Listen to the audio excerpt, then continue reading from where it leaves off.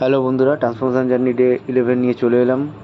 প্রতিদিনের মতন সকালে উঠে ব্রেকফাস্ট মিল খেয়ে তারপর প্রি-ওয়ার্কআউট মিল নিয়ে জিমের দিকে রওনা দিলাম।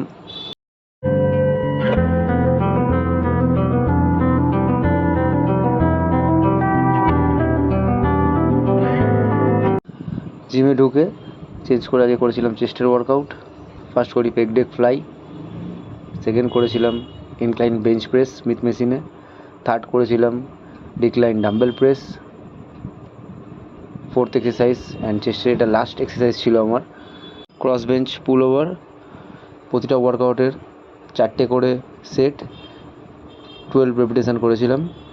ওয়ার্কআউটের পরে প্রতিদিনের মতন 15 মিনিট কার্ডিও সাইকেলিং, আর রাত্রে আফটার ডিনার 1 আওয়ার ওয়াকিং। আজকের বডি কন্ডিশন ছিল কিছুটা এরকম, তো ডে বাই ডে ইমপ্রুভ করার চেষ্টা করছি। Thank you for watching. আজকের মতন এখানেই শেষ।